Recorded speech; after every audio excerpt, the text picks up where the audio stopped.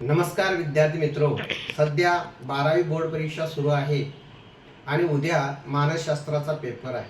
त्या संदर्भात मानसशास्त्र पेपर लिहित असताना घ्यावयाची काळजी या संदर्भात आपण चर्चा करणार आहोत. मानसशास्त्र विषय जो आहे तो पेपर 80 गुणाचा असणार आहे. त्यामध्ये टोटली 7 प्रश्न असणार आहेत. त्या 7 प्रश्नापैकी काही महत्त्वाचे प्रश्न आपण कसे सोडवायचे या संदर्भात आपण चर्चा करणार आहोत. त्यामध्ये पहिला प्रश्न जो आहे तो 20 मार्कासाठी असतो. त्यामध्ये अ हा घटक जे आहे रिकाम्या जागा सोडवत असताना विद्यार्थ्यांनी काय करायचे आहे तर परिपूर्ण तुम्ही रिकामी जागा जी आहे ती लिहित असताना पूर्ण वाक्य लिहा आणि जिथं रिकामी जागा आहे तिथं अचूक शब्द लिहा.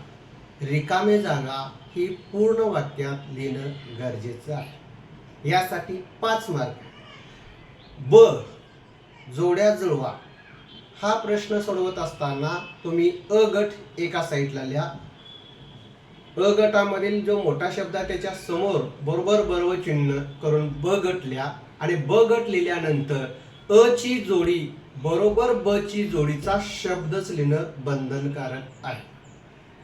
क गट यामध्ये चूक की बरोबर तुम्हाला लिहायचं आहे.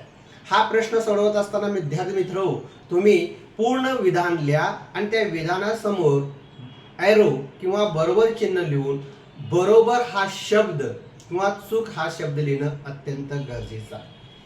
त्यानंतर ड उपप्रश्न हा प्रश्न लिहित असताना एका वाक्यात लिहायचं आहे. यामध्ये सुद्धा विचारलेल्या प्रश्नाला अनुसरून एका ओळीमध्ये उत्तर देणे गरजेचं आहे. 2 किंवा अधिक ओळीमध्ये उत्तर तुम्ही देऊ नका. अशा प्रकारे हा प्रश्न क्रमांक 1 जो आहे तो 20 मार्कासाठी आहे. लिहित असताना काळजी घ्यायची आहे अ ब क ड असं क्रमानेच हा प्रश्न सोडवावा. त्यानंतर प्रश्न क्रमांक 2 हा 10 मार्कासाठी आहे. प्रश्न क्रमांक 3 हा 12 मार्कासाठी आहे. तो काय आहे पहा टिपा लिहा. हा प्रश्न लिहित असताना थोडे दक्षता घेणं अत्यंत गरजेचं आहे. कारण हा प्रश्न सोडवत असताना तुम्हाला 4 प्रश्नांची उत्तरं लिहायचे. मी 3 मार्कासाठी एक प्रश्न आहे. हा प्रश्न सोडवत असताना 3 पॅरेग्राफ मध्ये हा प्रश्न सोडवा. हा प्रश्न सोडवत असताना शास्त्रज्ञाची नावं, साल आणि विभूतीशास्त्रानुसार काही संकल्पना असतात त्याचा अर्थ स्पष्ट करणं अत्यंत गरजेचं आहे. हा प्रश्न सोडवण्यासाठी किमान पेजमधील हाफ पेक्षा थोडासा जास्त भाग लिखाण करणं अत्यंत गरजेचं आहे. अत्यंत महत्त्वाचा प्रश्न जो आहे तो प्रश्न क्रमांक 4. यामध्ये काय करायचं आहे तुम्हाला खालील उदाहरणाच्या आधारे केवळ एका शब्दात उत्तर द्यायचं आहे. हा प्रश्न गणितीसारखा आहे. म्हणजे तुम्हाला विधान दिलेलं असतं त्याच्या बरोबर तुम्ही काय करायचं आहे एका शब्दात त्या विधानाचा अर्थ सांगायचा. किंवा तुम्ही प्रश्न क्रमांक 4 म्हणा अ म्हणा आणि तो अचूक शब्द लिहा. या ठिकाणी तुम्हाला 6 पैकी 4 शब्द लिहायचे आहेत आणि तुम्हाला मार्क किती मिळणार आहेत 8 मार्क मिळणार आहेत. म्हणजे प्रश्न क्रमांक 1 आणि प्रश्न क्रमांक 4 हे तुम्हाला अचूक मार्क देणं असल्याकारणाने तुम्ही चांगल्या पद्धतीने सोडवणं अत्यंत गरजेचं आहे. प्रश्न क्रमांक 5 या हा सुद्धा 10 मार्कासाठी आहे. आणि प्रश्न क्रमांक 6 जो आहे हा अत्यंत महत्त्वाचा साधा सोपा प्रश्न आहे. कारण या प्रश्नामध्ये तुम्हाला 3 पैकी 2 पर्याय दिलेले असतात. प्रत्येक प्रश्न 5 मार्काला तुम्हाला तो सोडवायचा आहे.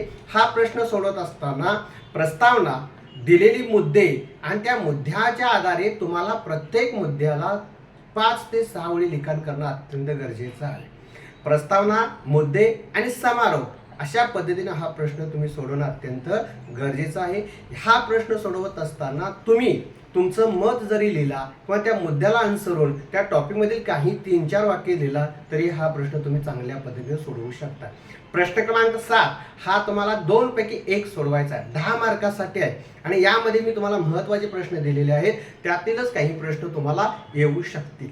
हा प्रश्न सोडवत असताना सुद्धा प्रस्तावना, त्यातील मुद्दे आणि त्या मुद्द्यांचं स्पष्टीकरण करत असताना साल, मानसशास्त्रांची नावे आणि काही महत्त्वाच्या जे काही संकल्पना आहेत त्या संकल्पनेचा उल्लेख करणं अत्यंत गरजेचं आहे. आणि सगळ्यात शेवटी तुम्ही समारोप करणं अत्यंत गरजेचं आहे. समारोप म्हणजे काय तर 3 ते 4 ओळीमध्ये त्या प्रश्नाचा अर्थ तुम्ही सांगायला. अशा प्रकारे वरील मुद्द्यांची आपण चर्चा केलेली आहे. हे घटक या घटकावरती परिणाम करण्याचा आपण अभ्यास केलेला आहे. अशा पद्धतीने 4 ते 5 ओळीची समारोप जे आहे ते समारोप तुम्ही करणं अत्यंत गरजेचं आहे. टोटली हा प्रश्न सोडवत असताना तुम्ही काय काळजी घ्यायची आहे पहा. प्रश्न सोडवत असताना उत्तरपत्रिका स्वच्छ असणं अत्यंत गरजेचं आहे.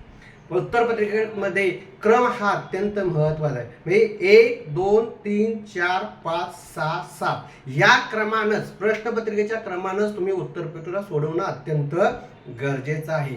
प्रश्नांची अदलाबदल करून प्रश्नपत्रिका जर सोडविला तर तुमच्या गुणधर्मावर परिणाम होऊ शकतो. त्यामुळं मी तुम्हाला सांगितल्याप्रमाणे हा प्रश्न पत्रिका सोडवा.